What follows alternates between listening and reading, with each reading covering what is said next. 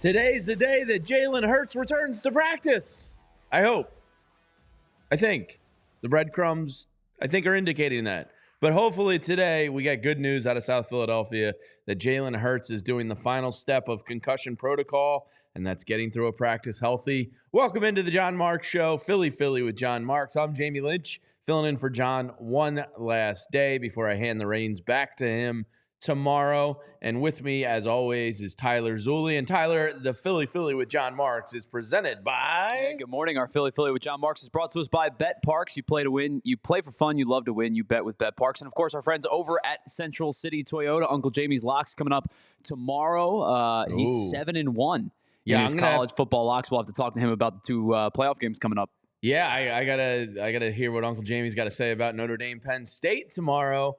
It is a great time of the football year if you don't look to the end being near. But for the next 5 days starting tomorrow, you're going to have playoff football games.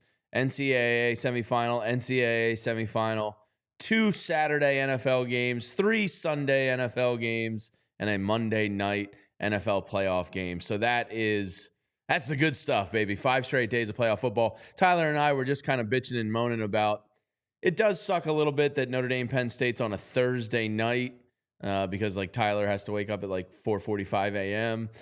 So that's not fun when you have to stay up and watch your team until probably 11:30 at night.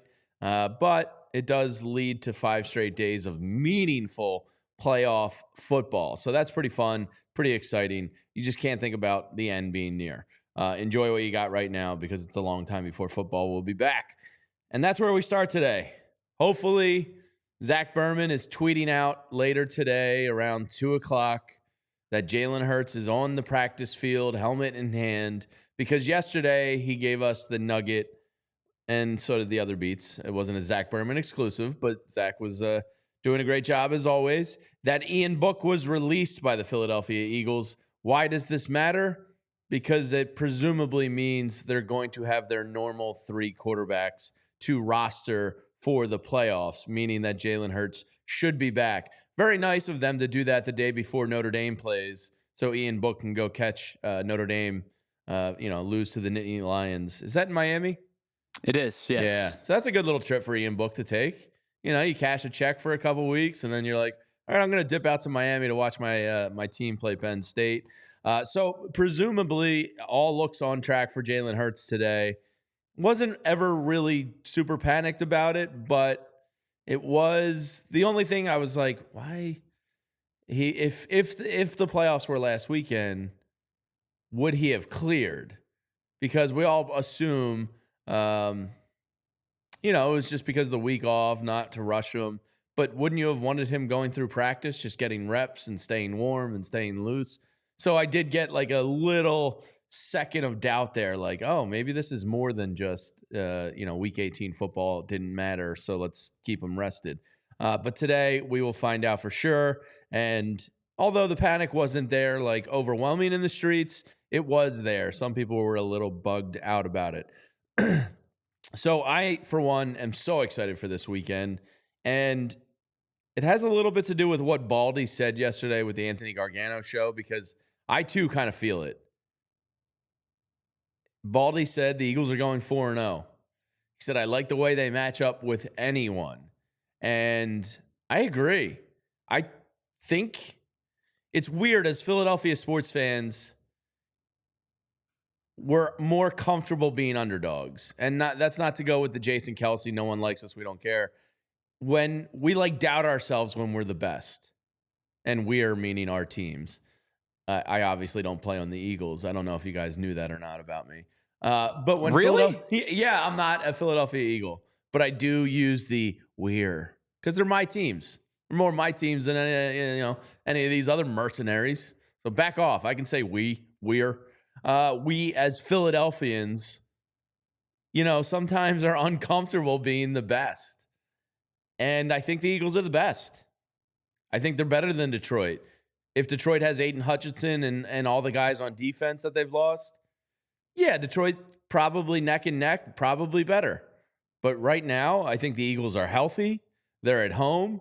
They have the number 1 defense in the NFL. Jalen Hurts is returning. They have one of the best wide receiver rooms in the NFL. They have the best offensive line in the NFL, and they have the best running back in the NFL. What about them doesn't make them the best team in the NFL? Tyler, do you have an answer?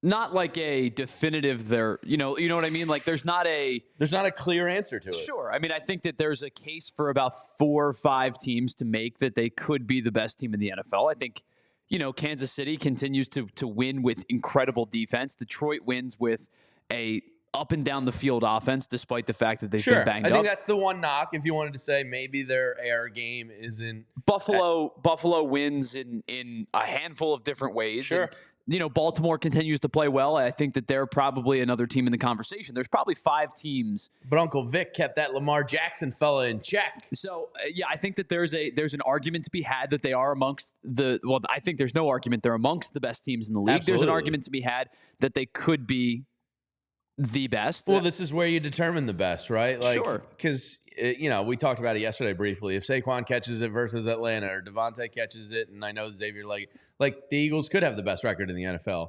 So I don't necessarily say that the record determines who's best. Usually the cream rises to the top in the playoffs, and the better team wins. And I think the Eagles are clearly better than the Green Bay Packers. We're going to talk a lot about the matchup a lot today. I was reading up a bunch last night, staying up too late. I was listening to Shields' podcast. I listened to Zack and Bo and Fran. So much good information out there. You should really, consider becoming a diehard here at ALLPHLY if you haven't. But I just came away from it feeling like the Eagles are the better team. And they're at home, and they're a 4.5-point favorite. And bring it on. I agree with Baldy. I like the way they match up with everybody in the NFC. Now, the one team that seems to give people a little bit of fret, and I get it, is the Tampa Bay Bucks, and Todd Bowles and Baker Mayfield and the headaches they've given Jalen Hurts. Are we really going to sit here and honestly say into a camera that I'm afraid of the Tampa Bay Bucks? I respect the Bucks. Baker Mayfield's having like a top 5 quarterback season in the league this year. He's been phenomenal, but come on. I'm not going to sit here shaking in my boots about the Tampa Bay Bucks. Minnesota Vikings, I respect the hell out of, but is Sam Darnold going to come into Lincoln Financial Field if given the opportunity and win? Detroit Lions, you have to go there, so it evens the playing field some. But I really like their chances against anybody. I completely agree with Baldy yesterday. I think Anthony needed a new pair of shorts when Baldy said that. But it was good to hear because Baldy doesn't say that lightly. He loves the Eagles, but he's not a homer. He's just an appreciator of all football. And I think what he sees is a team that's going to win a matchup at multiple different levels. And one of the levels of this game, Tyler, is this is going to come down to a ground and pound running game. Both the Eagles and the Packers went out there and spent good offseason money on Saquon Barkley and Josh Jacobs, and they like to run the ball. This is courtesy of Fran, Bo, and Zach yesterday. It's in Rich's newsletter on allphly.com, which, by the way, if you haven't signed up for, it's entirely free, and it's the best newsletter in town. It's the best newsletter I've gotten ever in my history of signing up for newsletters. Rich does a phenomenal job. Rich and myself will be doing the Eagles show at 2 o'clock today. So this is in the newsletter today. It's from Fran, Zach, and Bo's show yesterday. On first down, the Eagles led the NFL in rushing attempts 65% of the time. The Packers, they were third at 62.5% of the time. On second down, the Eagles were third in the NFL with a 47% rushing attempt. The Packers were first in the NFL at 48%. This game is going to be decided on the ground in all likelihood. Jordan Love, I'm aware, can make spectacular plays. Yeah. So can Jalen Hurts. I think the Eagles have a better wide receiver room. This game is going to be decided between Saquon Barkley and Josh Jacobs. And Josh Jacobs had a great year, 15 touchdowns, almost 1,400 yards. Saquon Barkley was better. And the Eagles' offensive line is better. If this really gets decided by the ground game, I think the Eagles are in really good shape, Tyler, because even week 1 when they face each other, the Eagles hadn't fully established their identity of what they are. And what they are now is a team that is more or less led by Saquon Barkley.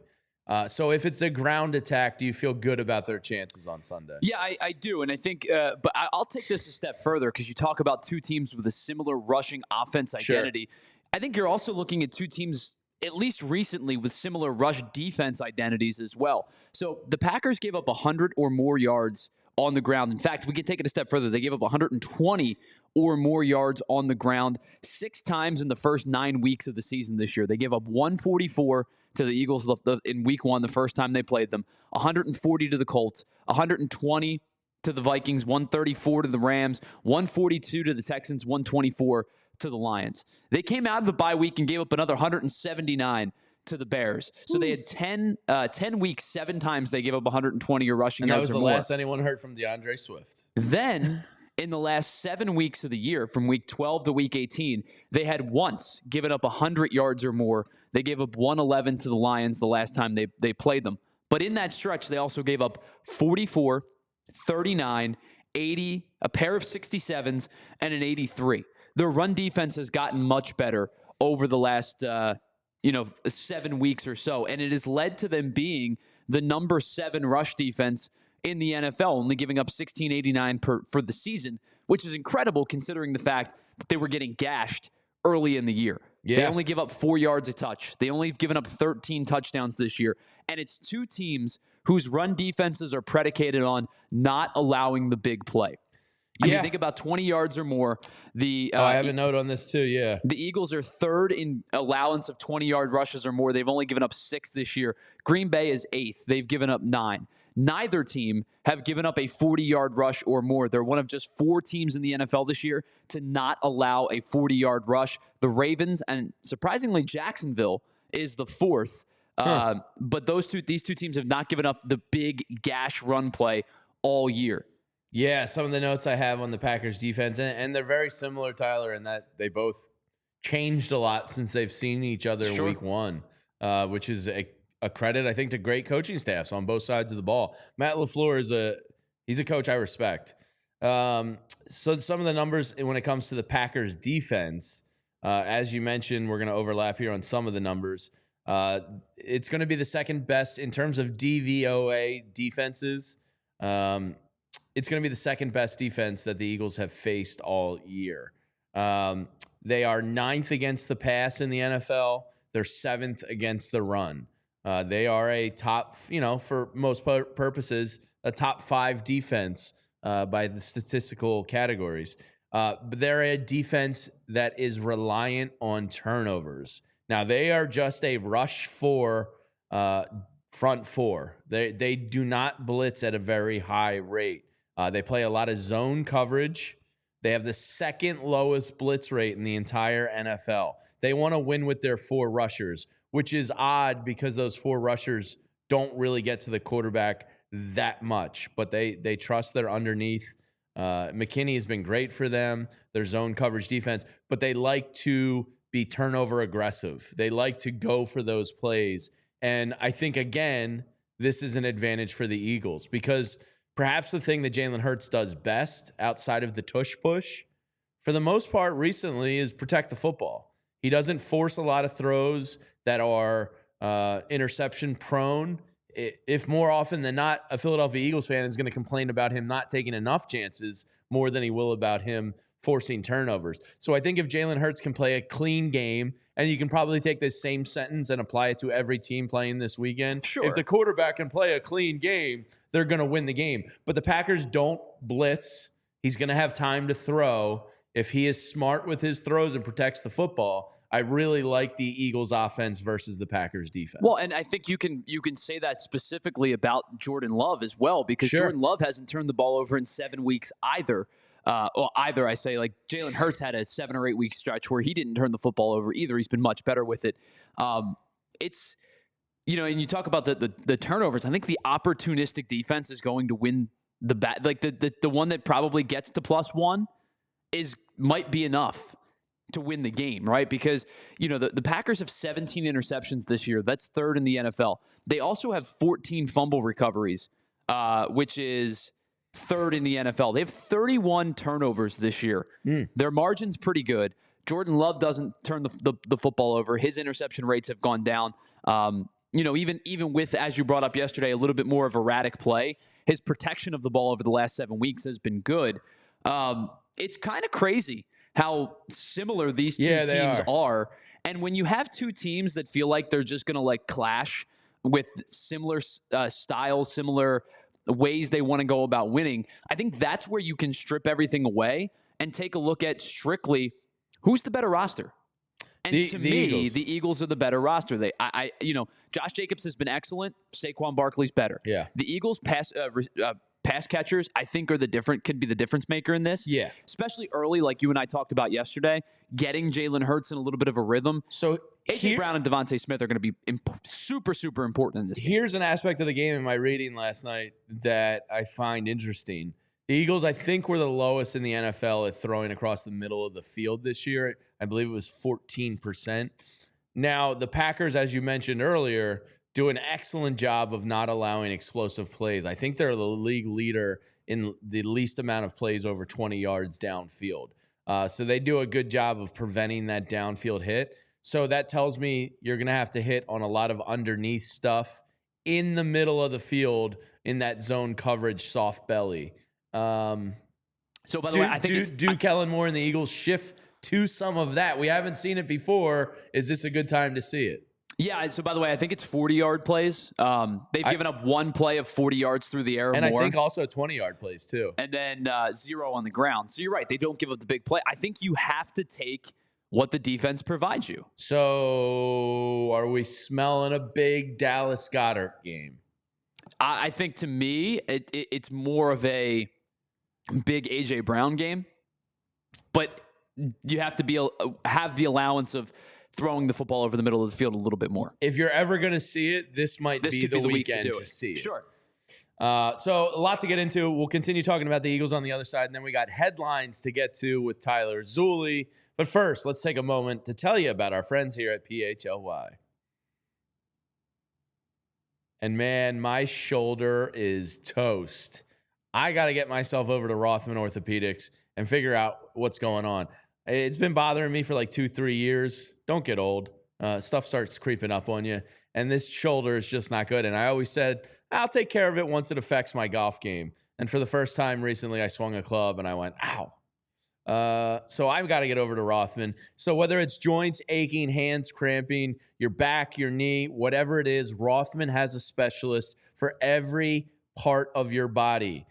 They have a team for each body part right in our backyard. So you can cross over the defense, drain those Jays, hit that bomb drive right down the middle of the fairway. Whatever it is you love to do, Rothman specializes in you. They'll help get you back to whatever it is you love. They have over 200 fellowship-trained physicians who subspecialize in special areas of the body and a multitude of orthopedic services, including hip, knee, spine, shoulder, elbow, foot and ankle, hand and wrist, sports medicine, physical medicine, and rehab, orthopedic oncology, trauma, and fracture care. Basically, Rothman's got the whole body covered. They got you covered. And they proudly serve dozens of communities across Pennsylvania and New Jersey, and with 30 convenient offices and urgent cares in walk-in centers. And for more than 50 years, Rothman has participated in thousands of groundbreaking research and clinical trials with the goal of achieving knowledge, developing treatments, and improving outcomes for the benefit of their patients.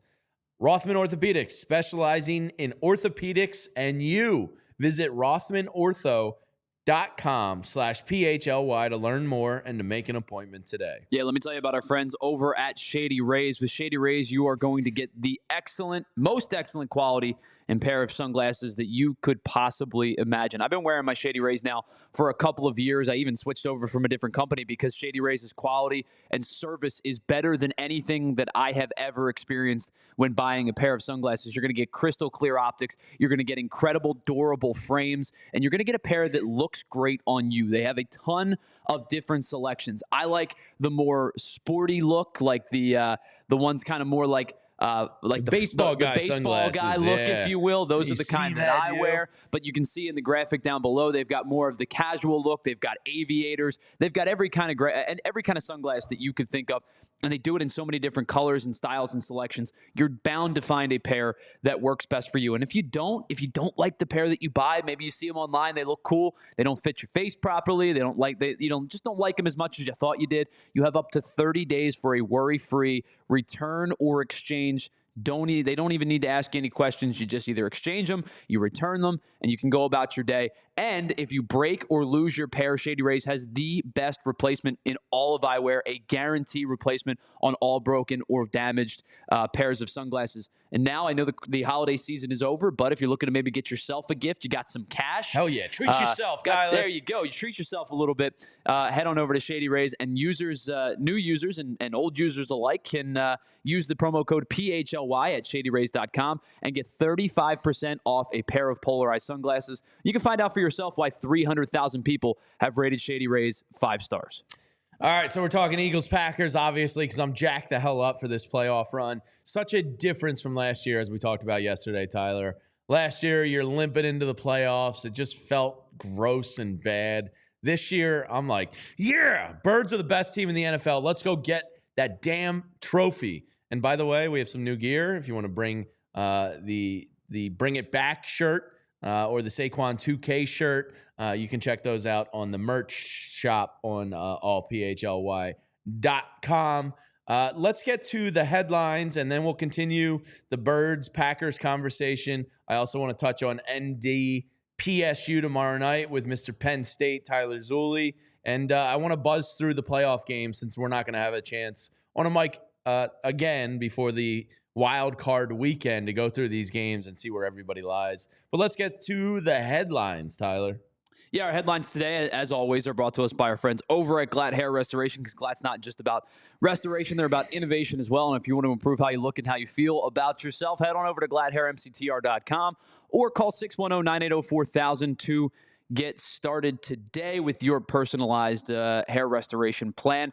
Let's start, Jamie, with the Flyers last night. A 3-2 loss to the Toronto Maple Leafs, the second consecutive game in which they lose to the Maple Leafs, a home and home. Real quick. Yes.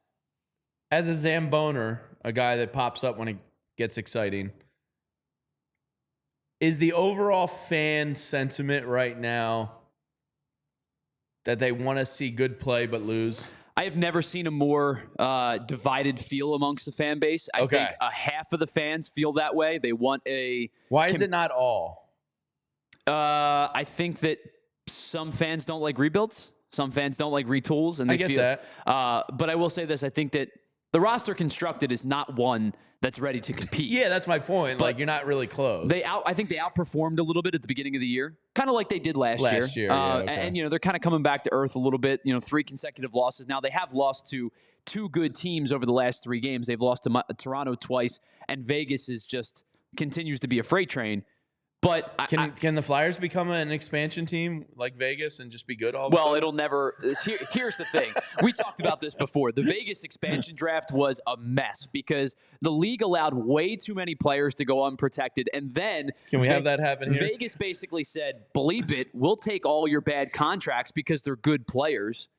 You know what I mean? And we're going to take all these good players and become a good team immediately. You see, like Seattle has... They made the playoffs in 1 year, but Seattle overall has not been nearly as effective as Vegas has. But I think it's a split amongst the Flyers fan base. Like, I think most fans now realize, or have realized for a while, they're not ready to compete at the level that you need them to compete to be competitive. If I'm a Flyers diehard, I just went to NHL Tankathon this morning. They're 8th currently. They're 11 points away from the number 1 pick in the draft. But I would be cheering so hard for them to lose every game but play well. But here's the thing. Like, yes, you say they're 11 points away. Chicago's a dumpster fire right now. They are a mess. Like, Connor Bedard is not... Like, he's basically flat out said, this sucks, I'm not having fun. Chicago stinks out loud. Is he no Connor McDavid? No, well, nobody's Connor McDavid. Well, yeah, I know. Connor but Bedard's, you know what I mean? Like that. Connor Bedard's a very, very good player. Nobody's Connor McDavid. Sure, but you know what I mean. You know how many players? A top 3 player in the NHL in 3 years. You know how many talent level players are Connor McDavid in the history of the NHL? Like 6. Yeah. I could probably count them on 2 hands.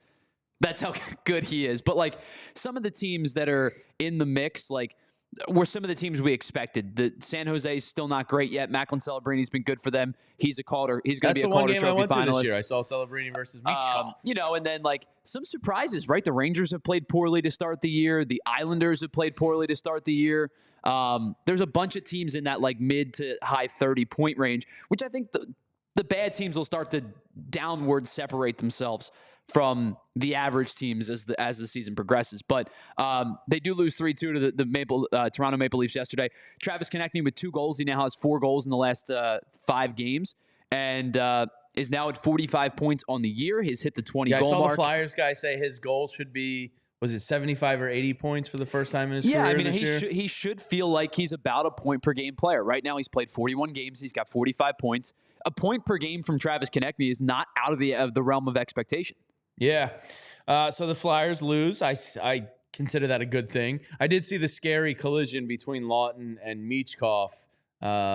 They really kind of Scott Steven, Eric Lindros themselves there. Both had to leave the game. They came back out. I knew it was good when I saw Scotty Lotz give a little kiss on the helmet forehead of Michkov. So luckily, disaster avoided there, Tyler. Yeah, and K-Red brings it up. Like, you talk about how close everybody is in the playoff picture right now. Again, I think, like, teams will separate themselves. The good teams will. Like, you're going to see the good teams go on, like, an 8-2 stretch. Sure. And pull themselves away from the average and bad teams. But there's a ton of teams in the mix, which means, does that mean the bad teams will have to recognize they're the bad teams, or are bad teams going to try to either not sell or even maybe buy? So does Danny B sell? I think he should. I think he soft sells this year. Yeah. I don't think it's going to be as like big of a departure as it was. Like, you're not going to get a first round pick for a Sean Walker type player this season. Sure. I don't think, because I don't like, one of the guys that was considered to move at the beginning of the year was like, do you move Rasmus Ristolainen? Yes. I don't think they do now. Well, yeah, but they probably should have done that 2 years ago. Well, there wasn't he was hurt and there wasn't probably a lot didn't need the extension either. But my point is, like, yeah. I'm not sure. You know, you take a look at the roster. Who are they going to move? That's the veteran, perhaps expiring deal plus, you know, the guys they want to keep for their future. I think soft sell is probably the way that Briere goes. And they look to use their 3 first-round picks. You know, and I know Colorado and Edmonton are going to be probably low to mid-20s. They're both going to make the playoffs. They're both dangerous teams. I know Colorado had a slow start to the year, but they're still too darn good, you know, to not play well. They trade for Mackenzie Blackwood, and they've played much better. I think that, you know, you're going to have 3 first-round picks. Now, what does a pick at 24 and 28 get you? I don't know, but it's nice to be able to say you have 3 first-round picks. Sure. I think that's the most Flyers talk I've done on a microphone in maybe Proud of you. 5 years. All right. So I made it. You did it. What else you got, Tyler? Yeah, some other news around sports. The Sixers back at it tonight against the Washington Wizards. Without everyone. Yeah. Yeah. Cool. Yeah. I watched that game the other night. Who the hell were they playing? It was Phoenix. The Phoenix game was Phoenix's bench had 54 points. The Sixers bench had 7. Yep. It was torture. I texted Devon and I said, dude, this is the worst game of professional basketball I've seen in a long time. And he goes, yep, that stretch. They had a 3 for 22 stretch at one point in the second quarter. He goes, that stretch they're going to lose the game because of that stretch. Because Phoenix wasn't playing well. No. Phoenix was. They've lost 7 of their last 8 coming in. I think they went down to Charlotte last night. I mean, in that game particularly, they weren't playing well either. They were chucking up bricks as well. And, Devin Booker was terrible. The Sixers had an opportunity to, like, if they shoot 7 or 8 of 22, they pull away in that game and maybe don't look back. So it's Lowry, Paul George, and Embiid all out tonight? Is that the 3? I believe you are correct. I saw Kyle's tweet yesterday. And then, of course, you know, the long-term injuries, Jared McCain's still hurt and stuff like that. That was a cool moment the other night when he got his Rookie of the Month award and the whole team came out to congratulate him, and Tyrese was out there smiling and dapping him up. That was a cool moment. That really is like the ultimate kick in the nuts about this season, was that Jared McCain goes out with the knee injury, because this team needs a ball-handling point guard / bench scorer desperately. And you know, Lonnie Walker, a trade market. Like, it's all bad options. Yeah, so it's not going to get better. Yeah, no, I think that they've played well they played well. Let me rephrase it. They played well in that road trip stretch, and probably realistically should have been 5-1 as opposed to the 4-2. But it's not been fun. I'm not going to tell you it's been fun. All right, so a couple more things to get to. We'll kind of buzz through these quickly. Dave Dewar says joke of a season. Hasn't been fun. I would say it's not even it's not even a joke. It's like a hell season. I think Bodner called it the season from hell, and it does feel like that. Let's get to some other stuff. We got a lot to get to. There are officially no undefeated teams in the Division I NCAA men's basketball. Tennessee went down last night by 30 to Florida in a big way. I was watching some of it last night. It was the third biggest number one defeat of all time, I believe. Yeah. 30-point deficit. Yeah, 73-43. Wow. Rick Barnes, I saw cuts of him. He was just sitting there like steaming on the bench. Impressive win there. Jeez. It's a good Florida team, too. I mean, there's a handful of teams at 14 and 15 and 1. Auburn may move into the number one slot as the top team in the country. A lot of really good teams, but now we officially have no undefeated teams left in college basketball. Well, it's what everybody's always been saying. The SEC is a hoops conference. Yeah, it's not a football conference. It's not a football conference anymore. It's a hoops conference. Big Ten's got the football thing on lockdown now. All right, a couple more things real quick to get to. Justin Verlander has a new home in Major League Baseball. He signs a 1-year deal with the San Francisco Giants. Little surprised at this one. The 42-year-old,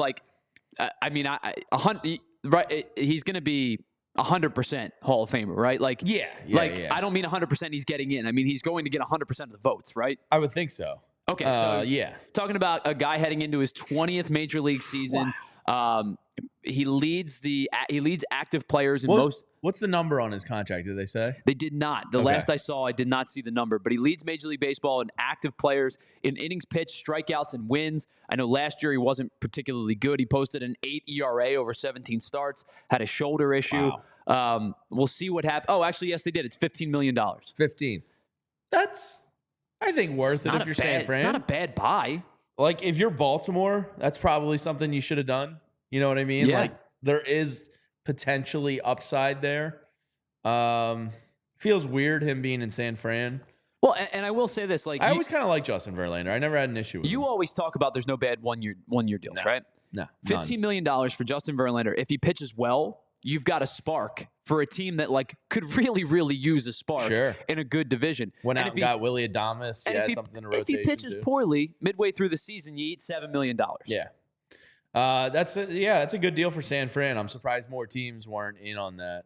But Justin Verlander's, he's cool in my book. Katie Upton's cool. So, good on him. All right, last story here. A couple of head coaching conversations as we continue the firings and conversations around the NFL. The Raiders are the latest team to fire their head coach, Antonio Pierce. Yesterday when we were doing the Black Monday discussion, one of the things I didn't get to was the final note in my prep sheet was Antonio Pierce says he's cool, thinks he has a job.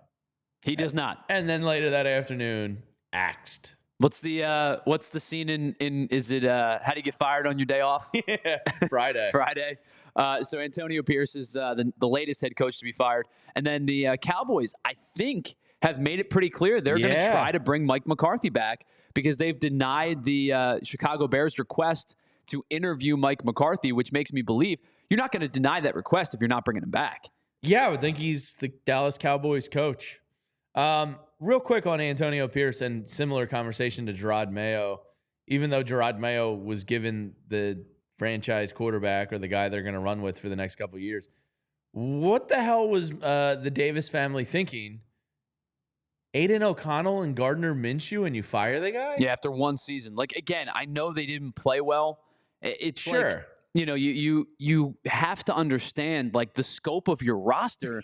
The Raiders were terrible. Vince Lombardi isn't winning games with Gardner Minshew and Aiden O'Connell. And listen, you're going to go through ebbs and flows of the cyclical nature of sports, but you can't hire a guy in the valley and then be like, all right, bring us to the mountaintop. And then, sorry, you didn't. You're fired. Yeah, that's. I always wonder if there's something worse behind the scenes going on, or if it's just they know this is, but that does seem unfair. I did see a post by Bleacher Report on Instagram yesterday with the headline of Antonio Pierce let go by the Raiders, yada, yada, yada, was liked by one Patrick Mahomes. He smashed the like button on the Antonio Pierce. So it made me think that Antonio Pierce might have been talking Mahomes and the Chiefs a little bit on the sidelines for him to like that post. Pretty interesting. So there are your headlines today, brought to you by Glatt Hair Restoration. Some good stuff going on out there. Now, real quick, I'll make it part of the headlines as well here, Tyler. I did watch the TGL last night. I was flipping back and forth between college hoops and TGL. And if you're unfamiliar with TGL, it is the Tiger Woods, Rory McIlroy Indoor Golf League. Now, Tyler, you barely watch, do you watch the majors? So I will begrudgingly watch the Masters and the US Open and the big stuff, right? Yeah, okay. I've said this to you before. I love to play. Sure. I suck, but I love to play. I completely understand people that don't watch golf. I don't enjoy watching golf. I just don't. I get it. So I love playing golf. I am slightly ahead of you. Like, I watch every major. I love that stuff. Do the brackets, do the pools. Am I watching most tour events? No, I'll check out the leaderboards and just kind of glance at it. I'll look at some of the shots of the day. And I will say, like, if I get a notification that's like, hey, man, John Rahm's 8 under after 6, I'm like, all right, I'll tune in because he's clearly playing super throwing well. darts out there. Right. I'll check it out. But, like, yeah, I'm with you. The tournaments that I'm not watching at all are the tournaments where the leader's like minus 22. I'm like, okay, this is too easy of a course for these guys. Yeah. Like, we shouldn't be. I like to see them struggle like we struggle. Yeah, I need a sense of humanity to the game a little bit. So, did you see any of the scenics from the arena they made? I have not. No. So it's down in Palm Beach, right by Jupiter, where most of these guys live, because it's their off season. There's a Hawaii tournament this weekend, but you wanted to make it convenient for them. So I watched it. I watched almost the full 2 hours. I think they did some things really well. I think for the most part, this is going to be a niche sport that doesn't really extend beyond who it's made for. So it's a massive arena down in Palm Beach area. Tiger Woods, Rory McIlroy are the heads of it. It's their vision, their idea. Apparently, there's $9 million available to the winning team. There's 4 teams made up of 3 golfers each. Now, Liv kind of did this with like the team names. It's so stupid. It's the New York Golf Club versus the Bay Area, like whatever. You don't need to be like. Why are you branding yourself with cities? Just be team whoever your captain is. Yeah, team Rory, team Tiger. It sounds so stupid. Team Rahm, team whatever, right? Yeah, I'm. Last night they're like the New York Golf Club takes down, the Bay Area took down. I don't know what that means. And I was like, that's so stupid. So it's 3 golfers each, and if you haven't seen the arena, it's actually pretty cool. Now. It is stadium kind of seating close to the event. So Xander Schauffele was having some fans like give him a hard time and kind of like razz him. They're playing music. There's lights. It's weird. It's golf, but not golf. And if you haven't seen it, it's a massive 5-story tall simulator screen. And basically what you do is there's 2 sets of 3 area. There's a rough, a tee box, and sand. Okay. And for your 150 and backyard shots, you go from the far boxes, 150 to 50 yards, you go at the near boxes, and you fire it at this massive 5-story screen. The courses that they play are made up, designed to kind of be fun and different, like one hole had 3 different areas that you could hit your approach shot to. Okay, so it's not, you're not playing like Augusta's 14th. No. Okay. You're playing made up courses. And it's alternate shot. There's a volcano in there. Yeah. It's kind of fun. Some of the courses were... It's basically Golden Tee for professionals. It's kind of Golden Tee meets PGA pros. And it's alternate shot. So it's the 3-team. Somebody takes the drive, somebody takes the approach, somebody takes the putt. Now, the coolest part of the arena was the green. There's a rotating green, and they can change the levels and angulations, and they can change the green every time. So it's a different green that they're on, and it rotates around. It's massive. So any shot 50 yards and in, the computer highlights where the ball should go. that it ended up, and they go and do their chips from 50 yards and in, and then the green changes depending on the hole. Yeah, it's kind of cool, but it's not going to take off to the populace easily. I think idealistically it's a cool idea to be like, oh, this is interesting. It kind of scratches the itch of fans that want golf in the winter, right? So I think it's a cool idea. But I do think it's one of those things where it's like, yeah, I'll check it out. And you watch to the first commercial break, and then you probably don't come back. So Kyle Wright says something. I'm trying to be nice. DJ Khaled Stinks. What is this guy's deal? All right, doesn't stink. He's made $1 million, billion, zillion like dollars. I guess, but is he talented musically? I don't know. I don't know what he's good at. I saw him pick up a Bob Marley guitar once because the family sent him one.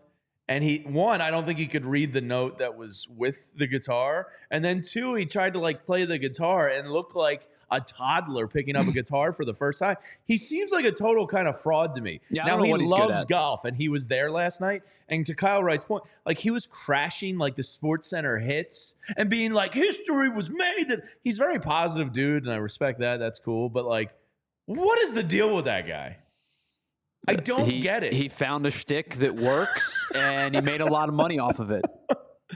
What a life! He cracked the code. I don't have a proper answer for you. That's what I know. I see him, and I'm just and he's kind of goofy looking. He looks like Humpty Dumpty a little bit. I don't know. It's just weird. So anyway, there's my 5 minutes on the TGL League last night, Tyler.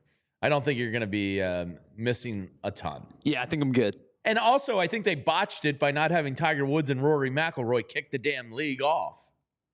How do you not have Tiger Woods go first? Yeah, there's got to be a ceremonial tee shot or something.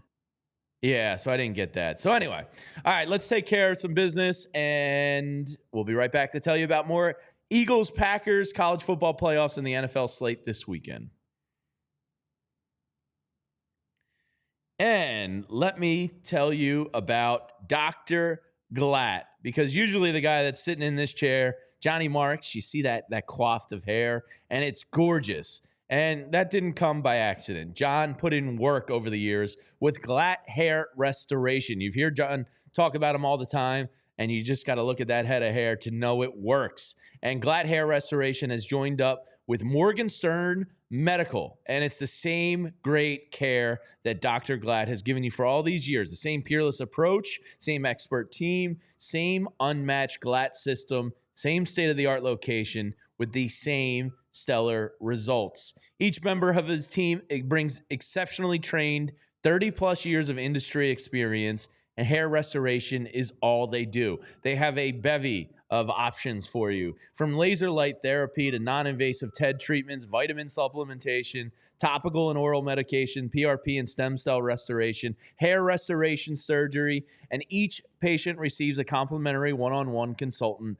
to pinpoint the best course of treatment. And Glatt Hair isn't just about restoration, it's about innovation. It helps at all stages of hair loss, and they do dramatically change lives. Change your hair, change your life. Bald is now optional. If you want to improve how you look and feel about yourself, Glatt Hair has the right treatment for you. Regain your confidence. Visit glatthairmctr.com or call 610-980-4000 to get started. And let me tell you about our friends over at Bet Parks. I've been telling you about my hometown sportsbook and casino of choice for a long time now. Johnny Marks does the same, so I'll just keep things rolling with everything that he loves to tell you about our friends over at Bet Parks. The Birds have settled somewhere in the 4.5 range. It was started at 3.5 up to 5. Now it's at 4.5 over Green Bay in this pro football first round of action. You can bet all of the pro football first round of action beginning on Saturday. You've got 2 games Saturday, a couple of games on Sunday, 1 on Monday, and you can continue to bet through the entire pro football playoff slate with our friends over at Bet Parks. But you don't have to just bet the game. You can bet player props, parlays, teasers, spreads, everything that you want to get in on you could find right in the palm of your hand at the Bet Parks Sportsbook and Casino. Again, my casino of choice, because it is the only casino and sportsbook that I recommend. And you don't have to just play bet sporting games, right? You don't have to worry about just the pro football postseason or pro basketball, pro hockey regular season, college basketball, as we talked about. You can get in on the only online casino and sportsbook that has live dealers for you with your favorite classic casino games right in the palm of your hand. You can play games like blackjack, craps, roulette, and so much more while you watch the game. And you don't have to leave your couch. Get in on the BetPark Casino and Sportsbook app and download the app right now and enjoy all the action and excitement from the casino at your fingertips. New users, download the app and get up to $1,000 in casino bonus back. If you're down in the first 24 hours, your casino bonus must be wagers. You can see all of the details at betparks.com. Must be 21 and in PA, New Jersey, or Michigan. Gambling problem? Call 1-800-GAMBLER. You play for fun. You love to win. You bet at BetParks. Dave Dewar in the chat just made me chuckle during your read, Tyler. He says, DJ Khaled is to music what Daryl Morey is to basketball operations. Oh, Daryl catching strays. I don't know what Daryl was supposed to do. Because, like, real quick, hindsight, were you okay with Paul George signing? Yes. Yeah. I think it was an opportunity to go bring in another proven scorer. I thought it was the best of a bad situation that they could have done. Yeah, I think that, it's unfortunate that this team is not coagulated well and Sixers are hell. Dealt with a ton of injuries, and they've not played well. Like they've hurt themselves on top of being an injured team. But yeah, I think I have complete atrophy. I do not care at losses anymore. I barely get excited by big games. I'm sick of playing Is he playing every night? Like, it's just complete I think atrophy has washed over my body. The apathetic feel for this team has set in across the city. And I made this joke. I forget if I made it to you or if I made it to John. It's like the scene in the movie The Babadook where the mom is driving. I've never seen The Babadook. I've heard of it. So here's what I'm going to tell you. People love it. People rave about it. I think it stunk. Was that the big, like, scary monster with, like, the long face? Or am I thinking of something else? That lived in the house? You're probably on the right track. I'm not a scary movie Anyway, the scene is she turns around, the kid's going nuts in the back seat, and she turns around and screams at him, "Why can't you be normal?" I've seen that meme. And that, to me, like, that's what I feel about the Sixers team is why can't you be normal? Yeah. Because there's never anything normal about this team. Ever. Yeah. Yeah, those are facts. All right, one last Eagles-Packers question before we move on to the playoff games of the weekend. Now, Tyler, I'll ask you. I'll answer it first. Which do you feel better about? The Eagles' offense versus the Packers' defense, or the Eagles' defense versus the Packers' offense? I personally, it's a tough question because as we talked about earlier, they're very similarly built, matched, somewhat even teams. I think I ultimately feel better about the Eagles' defense versus the Packers' offense than I do the Eagles' offense versus the Packers' defense. Yeah, where do you fall on that one? Since you and I kind of before the show, we're setting the show up, and you brought this point up to me. I've gone back and forth. Yeah, like, it's tough. It's like tough question. 10 times because it's two similarly built teams. Teams that want to establish the run, teams that want to be physical, teams that, especially over the last couple of weeks, have made it a point to stop the run. I think that if Jalen Hurts is good to go, which I think we're trending in that right direction. We'll find out today if Jalen Hurts is good to go.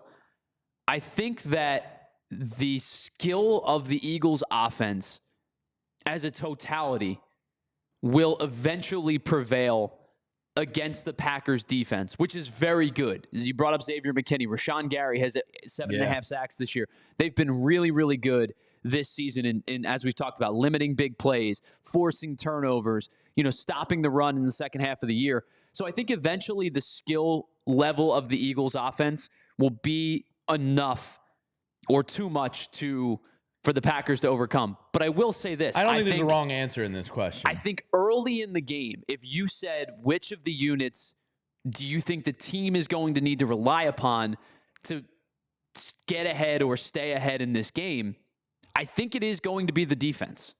The Eagles defense versus the Packers offense. Well, they're statistically the better unit of the two. Number one in the NFL. It's hard to be better.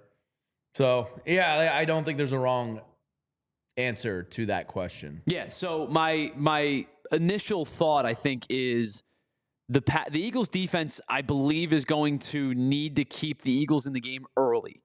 And then I think the Eagles will pull away in the second half with a productive offensive performance. Yeah. So if you're saying to me which one gets tasked to do the most, I would say the defense. Yeah, it's going to be a lot of fun. I'm getting real excited for this game. I'm real pumped up for the weekend of football. So, Tyler, I just want to go through these games, and then we'll end it talking Notre Dame, Penn State tomorrow night. Can't wait for that one, too. First game, Chargers, Texans. I think this is a relatively easy one to kind of pick a winner on. I'm going with Justin Herbert and Jim Harbaugh. The Texans, weird year. CJ Stroud really kind of sophomore slumped it. I think teams were able to scheme around the Texans, and they kind of got blitzed. I think a lot of teams got blitzed by the Texans last year because they came out of nowhere. Well, nobody expected CJ Stroud to be that good. Young head coach, rookie quarterback, relative, like, not to say that Nico Collins, it wasn't a good receiver before that, but like Nico Collins had his bust out year last year. Like, everything came together right for the Texans last year. I think they settled in a little bit this year, had more tough fought games, didn't win a lot of one-score games this year that they were winning last year, finished 9-7. They're a good team. I think the Chargers are going to go to Houston and win this game.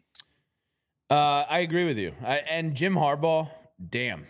He's done a great job. Dude's a good coach. What did you say his record was in San Fran yesterday? You read it was 47-15. 44-19-1. 44-19-1. And he's got the Chargers humming. So why don't you pull up the lines there if you don't mind as we go along? I like the Chargers to win the game, but the line, I haven't looked at many of the lines outside of the Eagles game just yet. So let me know when you got that line before we move on to the next one. But I like Justin Herbert. He really kind of bounced back this year after a disappointing year last year a little bit. Back in the discussion. Yeah, the Chargers are -3 on the road. I think that's about right. Yeah, it sounds about good. Yeah, I would take the Chargers. I'd probably buy the hook on that, take it down to 2.5, and lay the Chargers on that one. Now, I didn't know you to be a coward. I mean, why not buy the hook? It's a minimal cost to the bettor to get off of a football number. I'm all about. I hate pushes. A push is just like you're kissing your sister. It's gross. Steelers, so Ravens. The 2.5 you can get at -121. Yeah, exactly. It's not like terrible. No, why would you not buy it? Winners and losers. No ties. Next up, Saturday night game, Steelers at Ravens. What's the line there? That line is -10 Eesh. for Baltimore. In Baltimore, I like the Ravens. I like the Ravens to cover. Obviously, I like the Ravens to win. Steelers have kind of been limping in a little bit. They've gone in the here. wrong direction since the loss to the Eagles, which is George Pickens last week, 0 catches, like 3 drops. It's been weird. Really weird. Really weird stuff. 10's a lot in a playoff game. Sure. It's the highest line of the weekend. I think this one I'm gonna like plead the fifth on for a couple of days. Coward. Yeah, you're right. I just said it to you.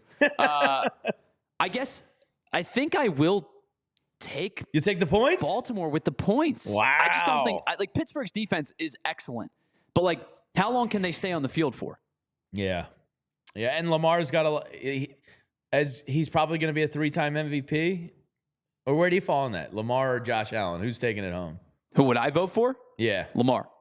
So if he gets that, he's a 3-time MVP. He still has to prove some stuff in the playoffs. And sure. We'll see what happens there. And then Sunday, I don't think this one's going to be close. Broncos versus the Bills. Broncos have a great defense. Patrick Surtain might win Defensive Player of the Year. Josh Allen could be an MVP. What's the line on this one? -9. Another big line. I like the Bills to win. Bo Nix was like almost perfect last weekend. I think I like Denver +9. I think I'd take the points there too, but I like the Bills to win. Yeah, and by the way, like Josh Allen, I think is going to win the MVP. I don't know. It's close. If I had a vote, I think I would vote for Lamar. The numbers are outstanding. Yeah, it's a really good MVP race there between those two. But I'll take the Bills in that one. But I agree with you. Can I give you a guy who is not going to even remotely be in the conversation, but probably should Joe be in Burrow? the conversation? No, I'm going even deeper than that.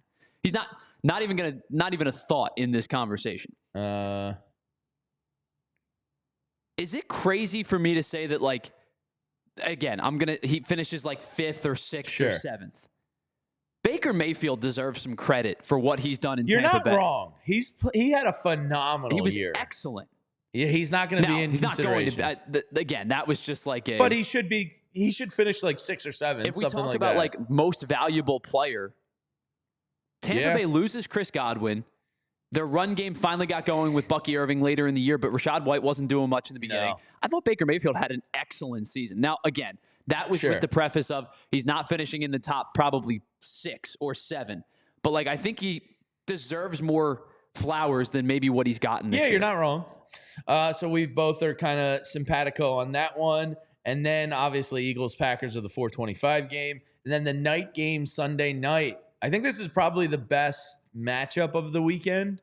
Commanders versus Bucks. Your boy Baker Mayfield versus Jaden Daniels. Yeah, now with that being said, I'm taking the Commanders outright. What's the line on this? 3. Bucks -3 at home. Yes, correct. So that's a coin flip matchup. Yeah. I'm taking the Commanders. And I know that the rookie numbers. I think I am too. I know the rookie numbers in the playoffs are not particularly great. Like, rookies struggle in their first start in the postseason. I think the Bucks have played some really good football. They've been kind of mildly disappointing the last 3 weeks.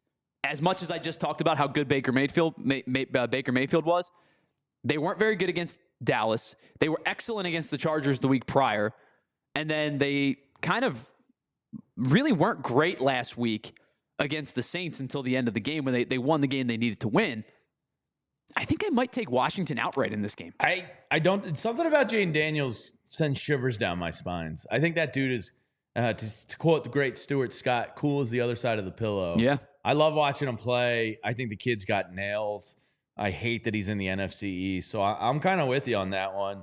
We'll see what happens. But the Bucks are really, really good. You know who was on them from the start, from training camp, was Baldy. It was Baldy. He loves the Bucks. Baldy loved the Bucks and what he saw in camp this year. And then the Monday night game.